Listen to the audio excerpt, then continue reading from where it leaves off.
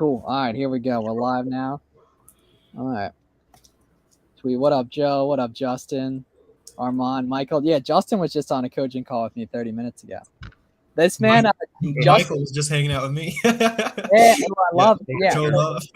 Dude, Justin got the ultimate arbitrage play. He moved from Cali to Oregon, like prior to doing, like right when he was just getting started with Amazon. He got That'll help for sure. Totally hooked up. Yeah, man. Sales tax wise, seriously. Roadmap for dinner tonight. Oh, we already got that banter going tonight. I love it. How much is your dinner, bro? No party rock, Julio. No party rock. People on Twitter love that too. Sweet. So we'll give it a couple minutes and we'll do some intros once there's like some more people in here. What up, Shrugs? What up, Ollie? What's up, everybody? Good. Where can you see the number of people watching at any given time? He's the only one who can. Yeah. What you could do is open up the like just my channel on your phone and then you can see it. But I don't know if they don't let you either. It doesn't make any sense. But they just do. Sweet. Yeah. Oh, we got 50. Okay, 50 in already. That's very quick so it should be a great match. What up, Daniel? Adab, Bernie. Yeah, definitely like the video. Thanks for tuning in, everyone. Cool. Yeah. Okay. So Jomar, Corey, they might not know you guys yet. Hopefully they'll know Warner and I, but you guys want to introduce yourselves? Yeah, you go first. Oh, yeah, sure. So what's up, everybody? I'm Jomar. Been selling wholesale since 2018, selling on Amazon since 2017. And that's my Twitter handle if you want to connect. Oh, yeah. Yeah, guys. So I'm Corey. I've been selling on Amazon since 2017, wholesale since 2019. So just got on Twitter as of recent. And so there's my handle on here as well. So yeah, shoot me a follow if you haven't already. For sure. And so it's rare we get wholesale experts on the stream. So fire away. Any questions you guys got specifically on wholesale, but in general, fire away. We were happy to answer. We'll be on for 45 minutes, an hour, whatever's best for these guys, and all that. But definitely fire away on some questions. Is Costco generally profitable? I can answer that one. Like the majority of the time, but for sure some good stuff. Yeah. No, Costco is profitable, but what I'm seeing more, naturally with as the seller account is growing. Yeah. Is that you kind of see some tanking. So it doesn't take away the fact that they still have tons of good product. But typically the fastest moving stuff is more resistant to price tanking. For sure. From experience. A lot of people do OA I guess RA at wholesale at Costco, right? And then I'm sure a lot of people buy on Costco.com as well. Definitely. Costco.com is not very order cancel friendly, so it's mostly just people going in and picking up a pallet kind of thing. Oh, got it. Sam's will let you rip orders OA, but remember that lead you and I found in Florida, and I didn't buy, and that was like such a good lead. I don't know why I didn't buy it. Those are sick. Often deal price tanking on wholesale as opposed to OA. So I mean, it's probably not as common just due to the fact that most of the people you're going to be competing with are also buying wholesale, and so it's in their best interest to keep those prices stable. So you still see it, but just definitely not as often as like an OA item that maybe got on clearance. Ooh, another good cue. Yeah, definitely much less. I mean, you'll definitely come across it, right? Like 1 out of 10 products.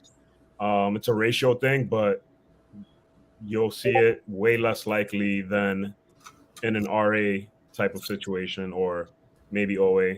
I don't really do OA, but yeah, you'll see it much less, mostly because like Corey said, they're other viable wholesale sellers, and you'll see a lot of them are experienced with tons of reviews, so they're not really looking to tank prices either. They're looking to play fair and make money. Yeah. And think long term. That's the biggest thing, is that they're interested in protecting the prices. Right. We had a brand direct account we've been working with for like 2 years, and some dudes finally lowered the price to where it's not worth it anymore. But and they don't have a MAP policy, I'm assuming. Mm-hmm. So the brand just lets you price forever. Yeah. Is that have you gone to the brand and said, hey, we've noticed this seller's doing this, because of that we can no longer buy, like, framing it in a way where like, oh well, now we can't buy this from you anymore. Is there something that you could do on your end to maybe Maybe make sure I this should doesn't happen. get. Yeah, because that's what I would do. Because like if you're telling them like, hey, we can no longer buy this product because this one guy made it no longer profitable, then they're going to be like, oh, well, maybe we need to step in, because if this guy can't buy it, then chances are other people can't buy it, and it's going to be in their best interest to help you out there. Get you a nice exclusive out of it while you're at it too. Yeah, no, you can definitely angle for it. Very good cue right here. If a distributor is offering you a profitable brand, but the brand sells on Amazon themselves and holds majority of the buy box, what's the play there? I mean, I personally think that it depends on if there are any other third parties on the listing. So is this a situation where the brand is literally the only seller on the listing? And then if so, then I would pass on that. But if I've also seen scenarios where like the brand will be exclusive on maybe a couple of listings, but then there's other listings where the brand either doesn't sell on those listings at all or does along with other third parties. So you kind of want to go through everything they've got and see if there are any products that are more like kind of that second description I gave, because those are definitely still viable.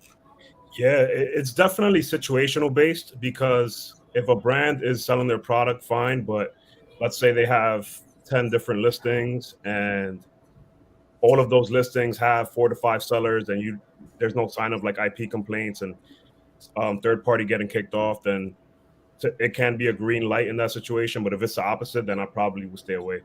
Yeah, and it's probably going to be very tough to be profitable too if the brand themselves is selling and then the distributor who bought it from the brand is selling it to you. But I like the point of making sure there's other third-party sellers.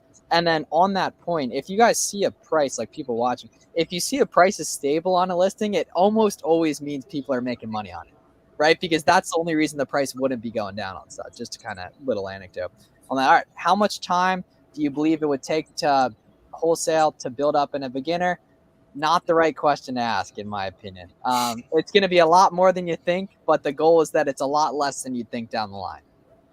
And just be a little bit like more specific too. I'm not really sure what you mean, but definitely, a few weeks in terms of like, doing some outreach to potentially getting items and such right there. Yeah. And someone had, I think someone had a specific question. So I posted a thread earlier today, and so in it I mentioned where special ordering can really be. Oh yeah.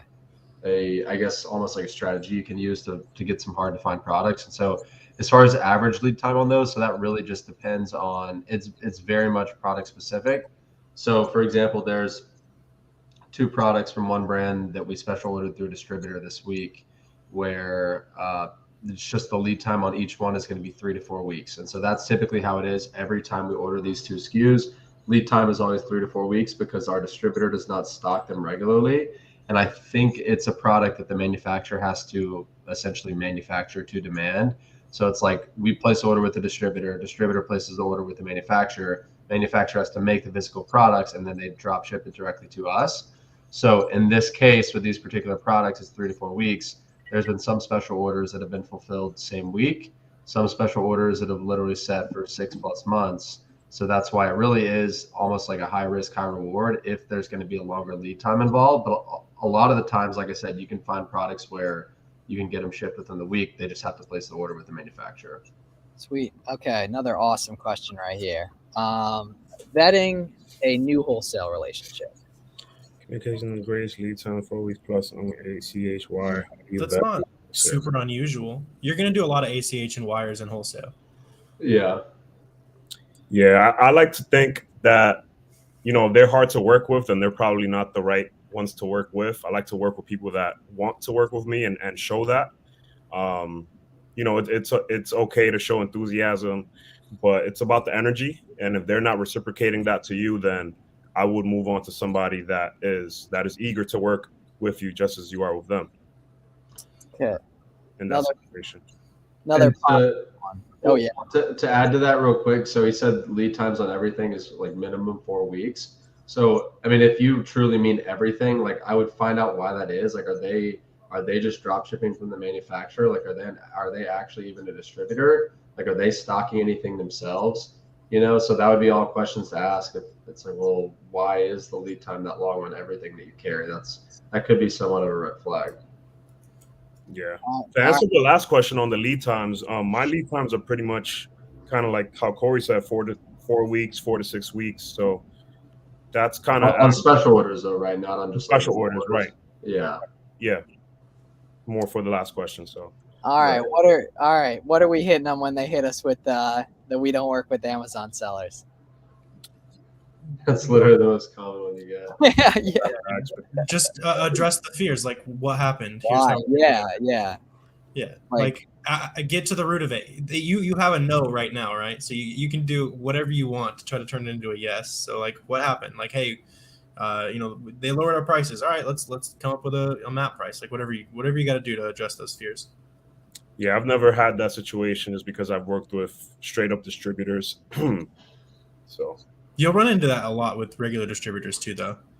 Yeah, it's definitely a more common objection from a brand, but there are plenty of distributors as well who, same as brands, will get reached out to by plenty of different Amazon sellers to the point where they just, if you say you're an Amazon seller, they're not interested in working with you. When in reality, if you just proved that you were legit and that you were just like any other brick and mortar business that would be buying from them, then like most of them are actually pretty open. They're like, oh, okay, we just wanted to make sure that you were a real one, right? Like it's not really an objection. It's more so to weed everybody else out, because the guys that are super casual, as we all know, will hear that and say, oh, well, I can't work with this one, on to the next. Yeah, you really actually want to find out what happened, right? Like why do you feel sour? What was the sour experience about? I remember talking with someone on Twitter, another wholesale seller, and he was saying that this buyer wanted to return like a bunch of pallets because he made a mistake. So something like that would want to make them turn away from wholesale buyers. So it's just about finding out what happened and making it right, letting them know you're the real deal, that you mean business.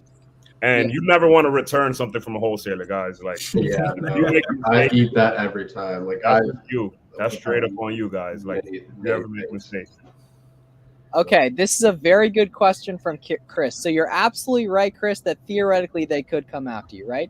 But you shouldn't be selling any products pretty much that aren't already, especially if you're newer, that aren't already being sold by any other sellers, right? And other sellers selling it validates it for you. At least 98% of that is with that. That's a great point. So like, it completely makes sense, but in terms of like, especially when you're getting going, any product that has any sort of demand, there's going to be other sellers on it, which fills that demand and everything. So you're not going to have to worry about that for the most part. Right there. Yeah, and just look at 2 or 3 other listings of the same brand and see if the brand's ever sold it, or if somebody has like 100% of the buy box rotation. Completely agree. You could mention that you're a distributor. You don't have to say you sell online or Amazon, unless they like try to get it out of you. But you can straight up say that you're a distributor. You distribute products. Yeah, you can take a bunch of different angles. I mean, you could say you're a distributor, which, I mean, think about it. If you're on Twitter, if you're in a network like this, like technically you could be a distributor because you've got 50 people on this call that are Amazon sellers that you could wholesale to if you needed to. So you could take that angle. We always just say, oh, we're an e-commerce retailer.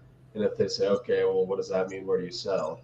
Well, then we'll immediately lead with Amazon if they ask where we sell, because we'll say, oh, well, we actually have a large presence on Amazon. We've been there for 5 years.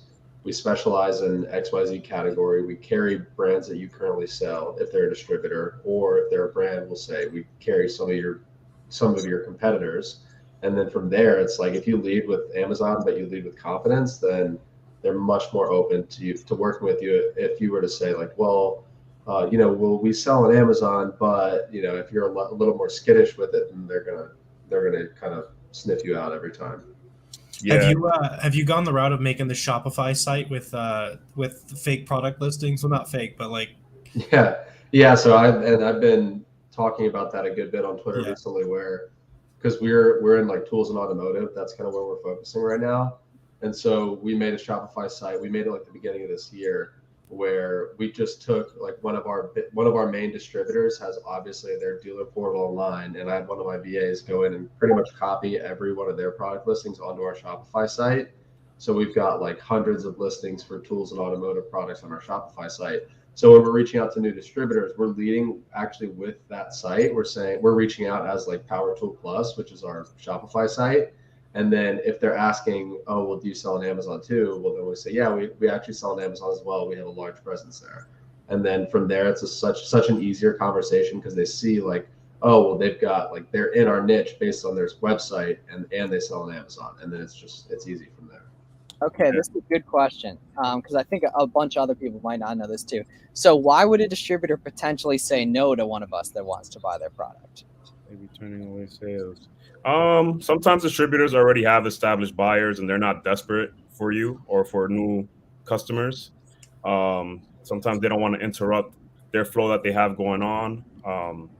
They have an established product flow and they have an established customer base on that, based off of that. So you have to come up with a really nice pitch to interrupt that. It's kind of like unwritten contracts that they have based off of the relationships that they have with those buyers, because they've been working with them, right, for a few years, 3, 4, 5 years. In my case, I've been working with one of my suppliers for almost 5 years. Love it. So thank you. So, you got to really step up your pitch and try to break in there for sure. Yeah, he better give you the wedding invite. Exactly. Yeah, man. Yeah, like you better be willing to invite them to your wedding once your relationship is up there. Birthday card, yeah, man. Everything. So that would be one reason. I've got a pretty. Do you want to chime in? Anyone else? Yeah. Go ahead. I don't have any. Okay. Because I have a pretty strong opinion on this. So it's speaking specifically about distributors, right? So not talking about brands. I firmly believe that the only reason a distributor would not sell to you is if they don't think that you're going to be a big enough customer. So really, at the end of the day, the only things distributors care about is how much money you're going to spend with them. The only reason they would choose not to sell to you is if something in your conversation led them to believe that you are not going to be a big spender or a volume spender with them. And the number one beef that distributors have with Amazon sellers is that Amazon sellers will come to them, they'll go through all the paperwork, they'll go through the hassle of opening their account. They finally open their account. 90% of them never place an order, and the 10% that do will place one $500 order the whole year, and then they'll come back and ask for a discount. So like from the distributor's perspective, is like, yeah, they might have 100 Amazon sellers that are begging to open an account with them, but at the end of the day, the juice is just not worth the squeeze for them. In fact, we have one distributor, not even a brand, that is turning away other Amazon sellers because they know that we buy in volume and that we're going to come with big orders. So he's like, I don't even feel like entertaining some of these guys that are coming to me with these like smaller orders. It's not worth my time. So at the end of the day, you've got to prove that you're going to be worth the distributor's time in the form of frequent and or large orders. It's literally that's what. Yeah, you definitely want to watch out. There's such thing as red flag questions, right? Like if you're like, if you didn't even open the account yet and you're already asking for a discount, that's probably a red flag for a distributor. Right. And if you're asking a lot of the wrong questions, that could be another red flag. So I think another good one that beginners will do is ask like what the MOQ is, and you should like almost flip it on its head. Like what's the most second order I can place? Yeah. Because if they hear you talking about like, hey, what's the least money I can spend with you, you get pushed down their priority list real quick. Yeah. Can we do a barcode scanner on SellerAmp PC? I don't think. We'd add that. If you had SellerAmp.com open and you had it set up like a barcode scanner, it would work. Like same as Inventory Lab. If you wanted to use Inventory Lab with a scanner. True. Okay, no, never give anyone money on Telegram in any industry. No, do not. I was talking to somebody about this in DM today. They're like, oh, like the only accounts I have open are with like the Telegram or like WhatsApp distributors. I was like, dude, WhatsApp. I mess with. See, there are some because like I guess WhatsApp is so ingrained in like the international culture. So like a lot of these importers and honestly a lot of these distributors are owned by minorities or just folks from like that aren't from the US. So a lot of them will, well not a lot, but like some will communicate through WhatsApp, which is, I mean, we've had totally legitimate suppliers that'll communicate that way. Yeah, a lot of Alibaba stuff. Yeah, those groups I've seen like kind of blow up over the last year. I'm in one group. I would say don't buy until you actually met the person in person. Yeah. Okay, this is a good question. It's got to be no, though, right? Because for wholesale, I actually don't know the answer to this. So you need a resale. Well, technically, so preface this with I'm not a CPA and talk to a CPA, but you're gonna need a resale certificate in the state that your inventory is getting shipped to. So, like for example, we're headquartered in North Carolina. Like I live in North Carolina. That's where we're based out of. Yeah. Our prep center is down in Georgia. So in order for us to be able to buy technically tax-free in Georgia, we had to register with the Georgia Department of Revenue to get a sales and use tax number, which we then provide, like whenever we're filling out a resale certificate for suppliers that are shipping to our prep center, we will use the prep center's address as the ship to, and then that sales tax number that ties our business to Georgia, basically. Matthew, for Nike Ungate, just use like Nike.com or any of the big websites. Okay, Butter, start out on Google. Facebook Marketplace, LinkedIn. Like Google is the best place. Google Maps in your area, all that kind of stuff. And also, don't be afraid to go to page 5, 10, 15. That's what KT said. Because some of the best suppliers are on page like 12 of Google. Because they don't need to work hard. 1998. Yeah. Okay. This is a good question. It's actually good to ask for a specific product, because if you call them up and be like, "Hey, I want this Dub soap, and I'll take a ton of it," they're like, "Oh, you know what it looks like." 100%. Yeah. You don't worry about this, Leland. Just hit people up, man. Like they'll ask for it if they want it, but don't worry about that. Like that's just call more people. Like if you just call more people. No one here is a CPA, and none of us here have any idea the right answer to that either. So no, probably not. Probably not.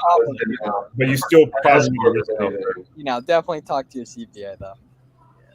Are you uploading this later? Yes. It'll be up public for at least a few days, probably permanently though. I had a question from someone on Twitter that I wanted to answer on here. Sure. Yeah. So they asked me, how do I kind of organize my prep and make it efficient as a one-man band, because I do the prepping on my own and whatever. And I wish I had some big revelation, but the only thing I can say is I basically used to work for about 4 years for a Japanese retail clothing store called Uniqlo, and their work ethic and their principles is pretty insane. But pretty much their philosophy with their inventory was the first products that you get in are the first set of products that you want to get out. And that's something that I implemented in my business. So, the products that I got in first are the first products that I'm aiming to get out, especially if it's grocery, something perishable with an expiration date. You want to get those out as soon as possible. So, love it. Are you still doing all your prep? Mostly I have one wholesaler doing some prep, but I got you. For the most part, doing pretty much all of it. Yeah, pretty much. Why don't you hire somebody? I'm working on that. I gotta get with Corey and come on, man. Yeah, seriously. The lot, or I guess the auto campaign. Yeah, so here we go. You literally just want to start. Listen up, ladies and gents. Yeah. So you want to start an auto campaign with a 5-cent bid and a $50 daily budget. And so you're never going to get anywhere close to spending that $50 budget. And you're going to put every single one of your active listings into this campaign. And so what that's going to do is it should increase your sales by like 10% at least per month at an ACOS of 2 to 3%. So like right now, month of January, this campaign, we spent $561.92 to generate an additional $24,261.89 in sales at an ACOS of 2.32%. So I don't know if okay. You're just bidding on all the keywords that slip through, I assume. Yeah, I mean, I honestly like don't know why it works. I just know that some Yeah, we do the same thing on deep ASINs. It's dumb that it works, but it does, and you'll end up targeting like stupid keywords that somehow lead to your product. All right, whatever. Right, Corey, do you eventually transition to a manual once you have the keywords, or you just no? Just this campaign is always this campaign literally never gets touched. The only editing we do to this campaign is that my VA twice a week just goes to check to see if we had new SKUs go live, and if we did, she just adds them to this campaign. So basically, it's like a catch-all campaign for everything you're carrying at all times. Awesome. Yeah, I had one for like 2 years, and then I just recently turned it off, but I got to probably turn it back on. Yeah, I'm like scrolling through it because I never look at the individual ad groups on it, and yeah, it's super effective. Yeah, love it. Okay, so Rodrigo, you asked it twice. Why are you unwilling to hire VAs, man? What is the best way? Because then you can just pay 10x the amount and get it. Time is limited, and you can buy someone's time, then just buy their time. Yeah. Or hire someone domestically for like 10x the price. Don't do that. Well, yeah. I'm like firmly VA over everything, but that's just how I roll. Yeah, your job and get more time. He's a beast. And then his whole family's getting hired with some of my coaching students too. Like we're getting the everything, everyone's getting hooked up. Okay, what niches in wholesale? Good question, Daniel. Well, I guess I'll go first on that one. I do mostly health and personal care and grocery and some home and kitchen. And I mean, really with consumables, you can build a catalog of products that people not only buy once, but they'll buy it repeatedly. And you'll get repeated customers that way. And it's just a flow of sales from the same products. And eventually, based off of your preference, you can continue to build off on that or dive into other categories. But I personally do consumables for the most part.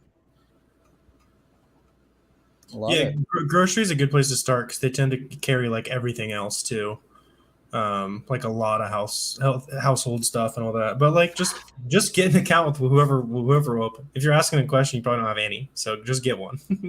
Yeah.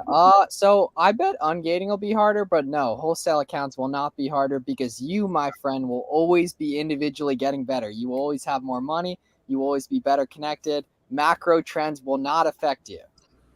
And it doesn't serve you to, like, if you think it's harder, you're naturally going to do less, which is going to lead to less results overall. It's all in your mind. That's probably the easiest thing now than the last couple of years. I'm seeing people get ungated left and right. Yeah, left and right, man. Yeah. Well, and opening accounts gets a lot easier too because like I firmly believe that once you start going niche, it gets a lot easier because you just learn the lingo of the niche so much better. And you can also, again, you can point to competitors, competing suppliers that you work with, competing brands that you carry, current spend with their competitors. Like there's just so many things you can point to establish credibility, especially if you're within one niche, that you can almost it's pretty easy to position your way to a potential supplier that they would be stupid not to sell to you. Like that's kind of what you want to get to. Yeah, there's no value to niching down in arbitrage, but it makes sense with wholesale. Like with the tools that you're talking about, like, hey, we do tools. Like we're not like, just the general merchandisers. Right. Derek, what were your sales in December? I never asked. Or Derek's in the chat. Derek, yes, I do source from local suppliers. I saw your question on that. So I personally do. Yeah, Derek's in Chicago too, so there's a lot of opportunity for him with that for sure. Yeah, a ton in Chicago. Yeah. A lot of ours are not, well, I know I kind of like preach this our local. I mean, but most of ours are, I guess, more regional probably. But again, if I were to start over, I would definitely start. Oh my gosh! So Derek is a first generation coaching student of mine. Man was doing like 20K a month, 175 in December. Hell yeah! Let's fucking go! Killed it. Cool. Just someone, the way he talks, the way he moves, you can just tell he has it. Like the way he's asking these questions, love it. So yeah, it took me a minute, like almost like a year and a half with Amazon, but I also had no idea what I was doing too. So it took a while. How do you make the transition from OA to wholesale? You call 500 distributors in February. I've never seen someone who's called 500 distributors not move forward. It's never happened. So that's the place to start. We can give you a lot of tactical stuff, but if you just do that, Rob, that'll get you much quicker than like pretty much anything else will.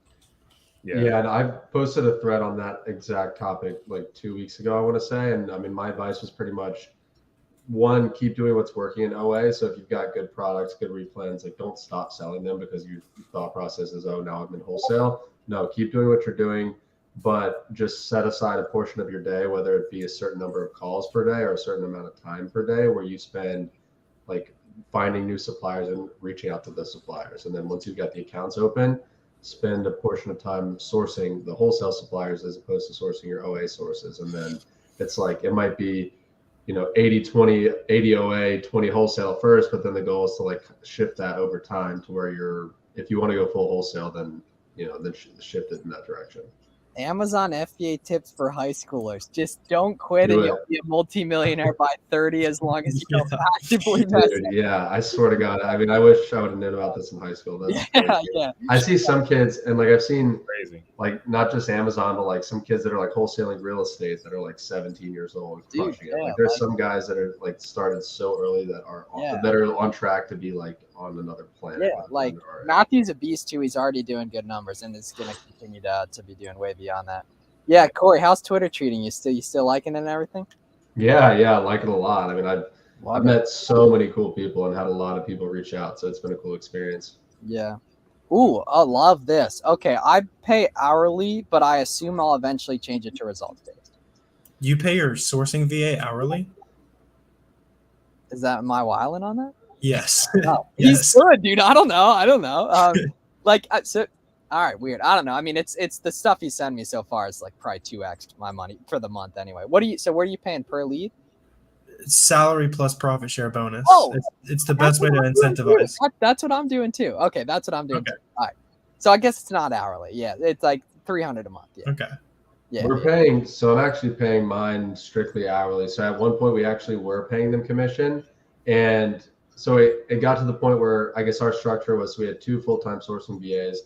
So their structure was they got a certain dollar per hour, and then for every product that they found that we approved, meaning like we were set to buy it, then they would get commission equal to another hour. So like, for example, if I was paying them $4 an hour, they get the hourly wage, and then they get another $4 commission for every vetted product they found.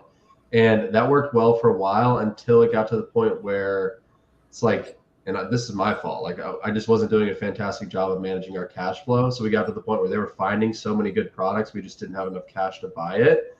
So because I wasn't paying the commission until we actually placed the order, it's like they were finding all these leads that they should have been paid commission on because we didn't have the buying power, I couldn't pay them because we weren't buying them. So like almost like de-incentivize them to the point where their thought process, like we're finding all these products, we're not making commission. Yeah. So we compromised, but I was like, guys, listen, like, how about I bump everybody up $1 an hour, but we drop the commission, and they were perfectly fine with that. So that's kind of what we have been doing ever since, and it works great. So I think that there's bottom line is there's different ways to skin a cat. I think you've got to determine like what is your team going to be most receptive to, and also like what are you comfortable paying. This guy Scott Johnson's just spitting game, man. Like he's just got good advice left and right, good questions. Love it. Damn, this dude, these high school kids are built different, man. The storage limits are just gonna come with time, unfortunately. Like keep selling stuff quick, and they're gonna go up fast. But if it's your first month, I can imagine you're probably getting really screwed by them right now. But they'll come in the next month or two. They'll start to see them go up a lot. Well, and can you? It's possible. Meanwhile. Oh yeah, definitely look into FBM, and also can you request an increase on your like regular storage, because I know you can on hazmat. We've successfully gotten our hazmat storage increased, but they needed like an invoice to show that we had inventory ready to go.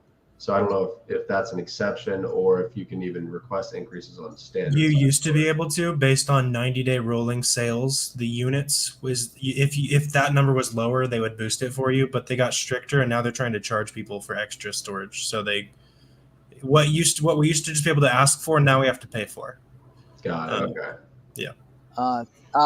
Yeah. So Josh, I found mine on Twitter, but I mean, in our free Discord, there's a ton. And then definitely Twitter, onlinejobs.ph. Anywhere else, Corey, you source VAs from? Or are you an online jobs PH guy? Always online jobs.ph. Just something to keep in mind down the road too. So having a lot of the VA experience that I do have, I have had a lot of people come to me inquiring about VAs. So that might be something that I might be able to assist with down the road. Yeah, that's what I thought when I first saw your page. That's what I thought you were doing back in the day. Yeah, not yet, but again, that might be something that I can help with down the road. I would say most likely yes, just off of either or. If you were not going to say it versus say it. On the flip side, if you say like 20 grand and that's our smallest account, get out of here. So it's like, well, luckily that's a bit quicker disqualification though. Yeah, so I think you got to kind of be not careful with how you phrase it, but like you don't want to just come off like you're just throwing out numbers just to get an account, because like we've made that mistake before too, where it's like we'll get denied for an account and then all kind of out of desperation say like, oh well, we think we can spend X with you per month, and I'm kind of just like pulling that figure out of my ass, and they can kind of tell, so it didn't get much traction. I think it's more effective where you can come to them and say, hey, like, again, assuming we're talking to a brand, if you can like reference one of their SKUs in particular, you can say, hey, I think that we can commit, like based on the demand we're seeing right now, we can commit to X amount of this specific product per month if we had the ability to buy it or something like that. So like being as like granular as you can be when talking to a brand, I think is going to be beneficial. Yeah, I don't know if that's always the first thing they're looking to hear. Sometimes you just got to gauge what they're looking for or what they need from you. And sometimes they're not really worried about that. So just kind of gauge them, kind of like you're doing a conversation, see what they're looking for and go from there. I'm on my gaming YouTube side. Don't worry about it, Deals and Designs. Thanks for joining us.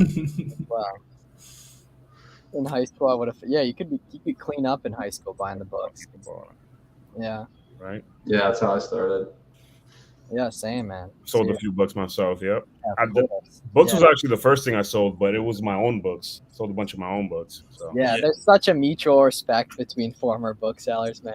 I mean, anyone who started selling as long ago as we did, all sold books. All of us. Yeah.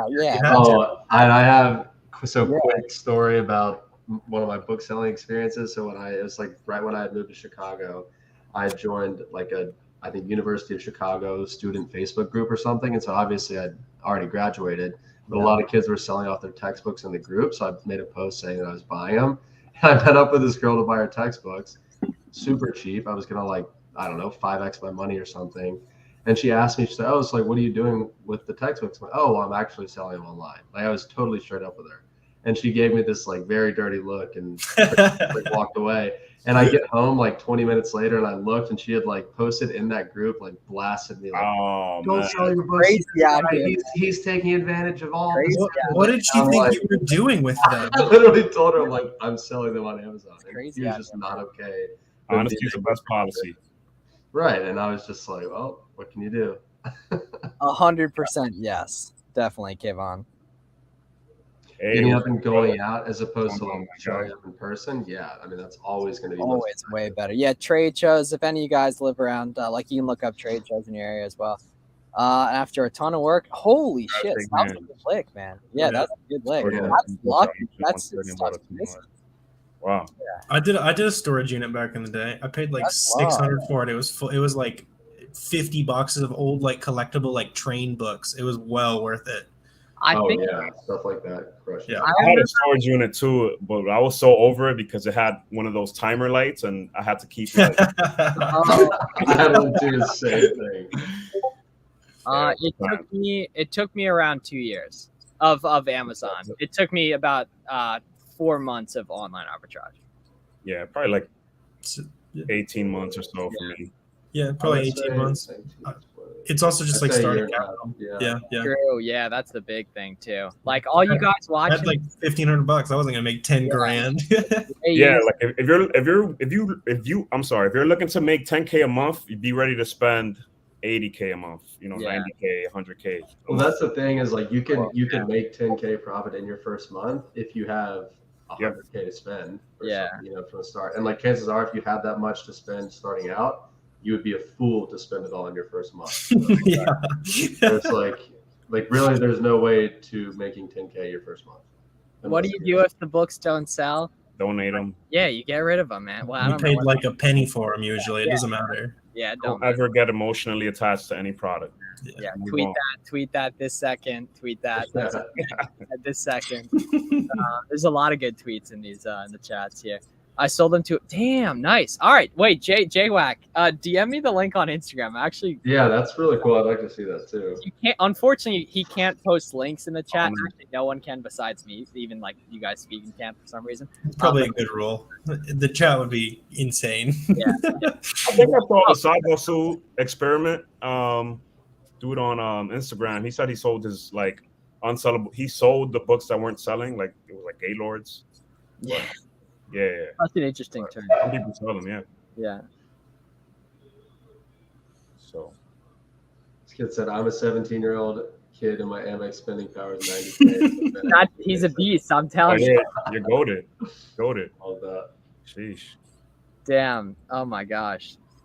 I just read a really, really funny tweet. This is my YouTube. Cool. Do you need to be ungated for every single company or is it by category? It depends, Jordan. Just focus on a couple of them when you're new, but most things you will need to do. But luckily, like I've actually only ever sent in invoices for less than 10 brands. I've just been audited and everything else. Yeah, you guys review requesting at all? Yeah, just through. So we used to use, it's called Seller Labs, and that was just like one of the value add that we pitched to brands. It's like, hey, every time we sell any one of your products, 2 days after it's marked as delivered, we're sending out an automated email requesting a review. And so we actually switched. We got rid of Seller Labs a couple of weeks ago, and just since we're already paying for Seller Board has the exact same feature. And I don't know why, but as soon as we turned Seller Board on, it's like the conversion on the reviews we were getting is way higher. So I don't know if it was just a better template or what. But Yeah, it's got to be. it does work. Or the timing or something, like in terms of relevancy to delivery and stuff. Yeah. Reviews is one of those be careful what you wish for things. Like let's say you sell a grocery product, somebody's like, oh, it tastes like crap. But it's also one of the hardest things to manipulate as a seller, and I kind of just let them come. So oh, good. My bad, Daniel. Okay, so you guys ever had any any didn't deliver on the end? Still kept the No. Mm-hmm. Haven't dealt with Just do your that. due diligence. Like look up the address, make sure it's a real warehouse. Like, Oh, dude, Carl, you better be going to the Miami conference. I can't remember if I asked you, but you better be going, Carl. You better. He lives in Miami. So, Jomar, I would hope that you're using 2D workflow to prep. We were using it back when we were doing our own prep. Actually, it came out probably like 2 weeks before we shut down our warehouse. So we were using something called Wizard Industries before 2D workflow came out, which is very similar. But so since we don't do our own prep, we're not using it. But if we were, we would be. Yeah, I don't personally. If I'm not mistaken, it's mostly if you ship pallets, but I don't ship pallets. I do mostly SPD. I think you can still use it regardless, right? But yeah, I'm not using it. Dude, you should look into it seriously. Even if you don't ship LTL, it will save you a lot of time because you can combine the shipping label, the box label, and the 2D barcode into one label. So instead of putting literally 3 individual labels on the box, if you were already using 2D barcodes, it combines it into one single. Oh, I hear nothing but good things about it, and he's beating me over the head virtually to get on it. Yeah. I mean, it saves. I've got a buddy with a warehouse up in Jersey, and he cut, I think I want to say like legitimately 15 hours a week off of his prep process since implementing 2D workflow. He said before that, they were literally like writing shipment IDs on paper and like box content and stuff. So it was a nightmare. 2D for sure. Wow. Yeah, and I like how you can customize the F and SKU label as well. That's pretty cool. Mm-hmm. Interesting. Cool. Just want to know how. Travel Awards points are jumping. Yeah. How are the travel Like, awards kind of points? advantage. Delta Amex, Delta Platinum, distributors. Like hello or You were way overthinking things, Late my at friend. night, what do you put? Oh, Yeah, I mean, I would just. I probably if you're afraid, you could just schedule it to send in the morning. Yeah, just schedule. Yeah. Yeah, that'd actually be a really good idea. Would be to put wholesalers in like in the flow of cold emails where like if they don't respond, they get like a hey, just bumping this up in your inbox, that kind of thing. You could do either. I'd recommend doing pickups for sure. Mhm. You can do either one. Yeah. So Sully, it's actually a conference that our friends are hosting. You can go to miamisellers.conference.com. Corey, did you end up booking? So I haven't booked yet, but I am gonna go. Sweet. That sounds good. I'm gonna link it in the chat. And I think I am going to ASD as well, so which I believe is the following weekend. It is, yeah. It is, yeah. Yeah. Sweet. Damn. So there's gonna be a bunch of people that are doing both, I bet. Unfortunately, a lot of people had to choose too, but I'll be at the ASD in August. Nice. I might be at ASD. I want to go, but we'll see. You need to get ungated first, but just if you're asking this, definitely just go try and list a product and see what the process looks like as well. Just need to get that invoice. What do you guys do on Amazon Ask for an expiration date? I can't remember what the answer is for this. Amazon, just look up, just like Google the product shelf life and take the low end. So just like if it's deodorant, just look up shelf life of deodorant. It'll probably say like a year to 2 years and just estimate a year from now. Yeah. Yeah. Ooh. I mean, you're just not. Don't use a prep center if you don't trust it. Yeah, like that. Yeah, you have to trust your prep center. Yeah, how are you going to use a prep center you don't trust? They see exactly what you're selling. Yeah. Mm-hmm. Just because their name is off, it's man, you got to trust your prep. Gotta blur it like the background. Yeah, facts. Absolutely. You still kind of see, but Yeah. Search a lot number on the box. Yeah, you can get scientific that'll work. too. Yeah. What book should you read? I'll just go. All right. So there's a bunch of people watching this that have never read a book they've liked before. School has beaten them down. Just give a couple of these a go. Rich Dad, Poor Dad, Think and Grow Rich. I have one. Yeah, fire away. I actually have two: Small Giants by Bo Burlingham and Small Business Taxes by Eva Rosenberg. If you want to educate yourself on taxes, that's a really good one. Yeah. There's some like good ones. You guys got any? Yeah, I would say first one being Profit First. And so not even the one specific to e-com. And I know that you've got, I think Mike McCallow's coming on soon. Wait, how do you know that? One of you tweeted the screenshot of the calendar confirmation. Yeah. So we implemented that. We implemented that in our business beginning of this year, and I can already see it helping a lot. And then the other one that would be, it's called Micro Famous. I honestly don't remember who wrote it, but the premise is along the lines of like you don't need 1 million followers if you have 1,000 followers that are very basically choose a very specific niche and become famous to people in that niche, and that's all you need. You don't need to be like recognized on the street. Yeah, Beyond Entrepreneurship 2.0 is a good one. The Millionaire Next Door. Yep. Yeah, that's Millionaire Next Door is actually one of really the books that got me into reading. Yeah. Definitely Rich Dad, Poor Dad. There's some more like the 4 Hour Work Week's great. I'm big on Lean Startup. Good. Yeah. I have that one. I'm reading a Charlie Munger book right now. The Slight Edge. Okay, this is actually what I'd recommend more than all the other ones. Yeah, the Slight Edge I would recommend more than all the other ones. That's a good one. That I said. I had a bunch.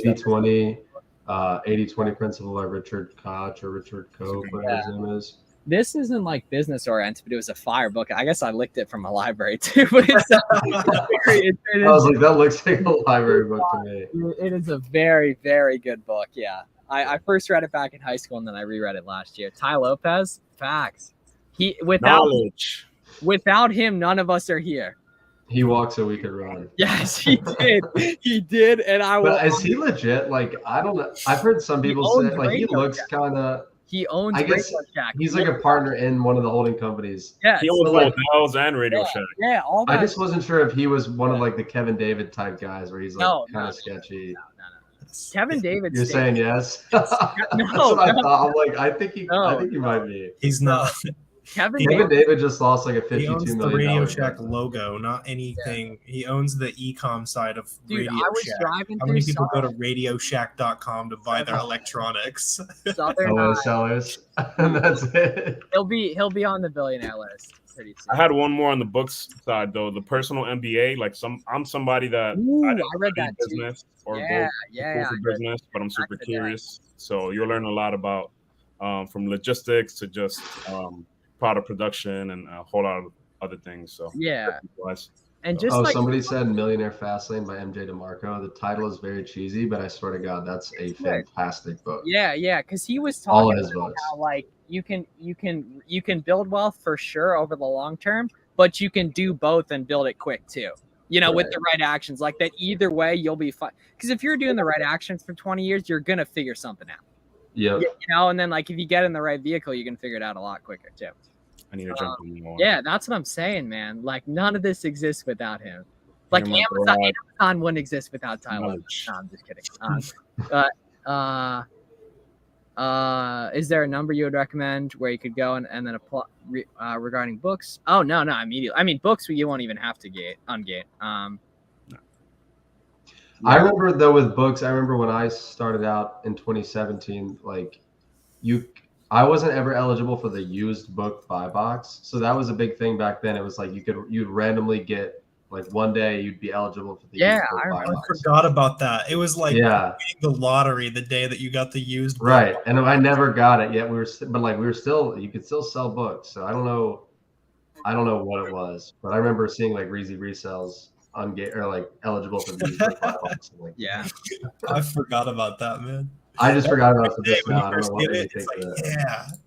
Yeah, I remember like hearing Romer talking about it and like not really knowing what he was talking about. And I just like kept shedding shit in and like it gradually started selling quicker and quicker.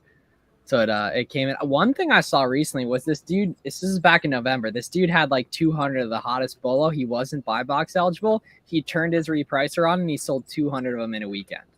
So somehow that helped. Too. The Lambo's in the garage right now. I told you guys I wasn't gonna flex on you guys tonight.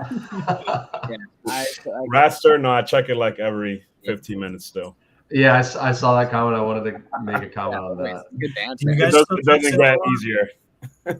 I'll check probably 8 times. I go like days without checking it. So apparently some of us can break it, I guess. But I think there was a period where it's like my entire mood was predicated on like what my app was saying, and I was checking it literally every 3 minutes. Yeah, that obsession's what got you here, you know? Right, but then it's like you realize really quickly it's like that's not good. But still though, that's what got you there. Like that type of obsession and giving a shit that much, that's what you got to the point where you can give a shit. So true, man. That's so true. Like I'm fully like I'm so pro obsession like about stuff. Do you guys suggest a repricer from the get-go? Not necessarily from the get-go unless you're getting into it really aggressively. Luckily there's some like $25 a month versions, like month 2, month 3, sure. Yeah, for sure. Like if you have 20 or more listings, or if you're starting to implement replenishables consistently, then I would say yes, for sure. Cody. Yeah, that's the boy right there. Go. In the building. Haven't heard from the internet. Got you, Nancy. Nancy, thanks for all the love on the videos lately. I appreciate it. Sweet. Okay. So yeah, keep the questions coming. We'll probably go for like 10, 20 more minutes, gents. Yeah, that's fine. I had one kind of perspective I wanted to share too, because you know, as newer wholesale sellers, we're thinking just, you know, what can the supplier do for us? What do they have? You know, we want all of the value. We want to take, but if you kind of just shift that perspective a little bit and you're thinking, what value can I give to them? You know, whether that's kind of just educating them on some other products that you're selling from other places that are doing good. Maybe they can get it for you. Also too, if they have a bunch of products, but a lot of them are not on Amazon currently, like listed, you can go about creating listings. That's something that I've done to kind of grow my catalog through my suppliers. Sometimes they have a lot of good products and I can tell they have potential, and all I have to do is create the listing. Yeah, so, you know, kind of shift your perspective a little bit, see how you can add value to your supplier in that sense, and you'll see your relationship grow a little bit. Thanks, Bobby. Another consulting alum cleaning up. What's the biggest lesson you have learned in your time doing business? Ooh, damn. I didn't even know I had super chats on. Love it. Okay, Inventory Lab, QuickBooks, spreadsheets. Yes. And I'd say we'll seller board too. Yeah, so seller board showing love for that. Yeah, essential. And then we use like our accounting system is through Zero, but I think a lot of people use Zero or QuickBooks. I actually do need to run, so cool. Good, All right, yeah, take it easy, man. Keep it easy. easy. Yep. See you later. That group is called Internet Mastery. Sweet. Canadian sellers. Yeah. Shipping barcode program. Possibly. Oh, 2D, probably 2D workflow is what he's referring to. Yeah. But so, I mean, you really only need to worry about using 2D barcodes. I mean, really, if you're doing like LTL, meaning like pallet shipments, that's when it's going to be the biggest time saver, or I guess, well, yeah, really just time saver. Yeah. Because I think 2D workflow is like 97 a month or something like that. But I mean, it's worth $1,000 a month if you're using it enough. Okay, I would say that like we all get in this like trying to make a bunch of money, but it's like insanely hard to start making like 10 grand a month in like a month, but it's insanely easy to across 2 years in one sphere. Like I legitimately don't know a single person who I knew 2 years ago who was doing Amazon that doesn't make at least 10 grand a month now that's still doing it. Like I don't know a single one. Yeah, I would say for me, success is always in the long term, especially with this business. And what I mean by that is, you know, all of the work that I put in up until now is still reflecting today. So just for an example, like I have products that I've been selling that I first found 3 years ago, and it's just now a part of my regular catalog. So yeah, it's just a long-term game. And if you put so much pressure on yourself to make it happen, you know, overnight, 1 week, 1 month, 6 months, you know, you're might hate yourself for that. So just long term. Yeah, be very impatient with inputs, and be very patient with getting the outputs you want. And kind of to really second that, Jomar, as far as, I mean, I think biggest lesson learned for us, and I think I tweeted about this recently, but the quote is like, I think it's you overestimate what you can accomplish in 1 year, underestimate what you can accomplish in 5 years. And I specifically remember like the first month we started, we opened an account with this brand that was like semi-exclusive. Everything looked good, looked to be super profitable. And I remember talking to my dad like that second month that we started, being like, oh, like we're gonna make like a few $100 grand this year just off the supplier. Like this is gonna be great. And like obviously was not the case. And like I thought first year I was gonna be like crushing it. And really it took like probably till like year 3 is when I feel like we really kind of got the hang of things. And I mean, we're going into year 5 starting January of this year. And it's like, now I actually feel like I somewhat know what I'm doing. And it's been, it's been like over 4 years. All the competition dropped off, man. That like all the competition that started your year dropped off. So, right. And it literally comes down to sticking to it. Like, I think that Amazon is one of those things where like you deal with so much bullshit. Like both, you know, like there's just an endless amount of just nonsense that you deal with.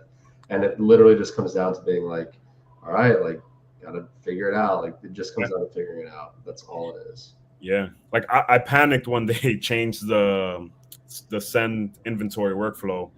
And eventually I got over it and I was like, all right, just gotta figure this out. That's it. Yeah, every time. And then you do. You do. Yeah. And the beauty of it is like most other people don't, and then they just fall off. And then it's like, and then they go do some shit they don't want to for 40 years. Like that's what people don't get is like, I work so hard on this because the other option is decades of doing shit I don't want to do. Yeah. You know, like there is no, like it's one or the other. Like it's a very binary thing. Yeah. Whenever I'm having a tough day on like just whatever, like some BS is going on with Amazon, like I'll just think of how good I actually have it in terms of my freedom. You know, I don't have a scheduled job. No knock on 9 to 5s or anything like that. But doing something you want, because a lot of people do a 9 to 5 they want, which is the goal. Exactly. It's like same with us. You know, it's completely the goal. Exactly. So sweet. All right, that's a good place to end it, gents. Thanks for coming on. Have to look at more of these questions. Okay, everyone, don't leave. For having me. Don't leave. Follow these guys. Twitter. Right there. And then, well, no, Jomar, you have a different Twitter account, right? Yes, my Twitter is in the description, I believe. Oh, I did put that. Maybe for like a day, make your name on Twitter, like the actual name part, that just so people who are watching this on the replay will go look up that, and then it'll SEO to it as well. But it's already in there. It's already in the chat as well. Yeah, let me see some W's too before you guys all hop off. Let me see some W's in the and then real quick too. So this is my Twitter, but then I have Instagram. It's just like my personal private Instagram. But my YouTube is at Corey Ganim. So cool. Okay, my so you get first name, last name. Yeah. Cool. All right. Well, these guys dropped a lot of game. Oh, damn. Gabe in the building. Cool. I have one small request. Yes. I on my Instagram, I'm building up my YouTube channel. It's still in the rough early stages. Oh, all right, even better then. Okay. You know, I'm working on some content for you guys. I got the official cameras. It's in the IG bio on Amazon. I appreciate you guys. Yeah, go follow these guys and have a great night. Thanks to everyone for coming. That was fantastic. All right, see you guys. Yeah, take it easy, Kings. That's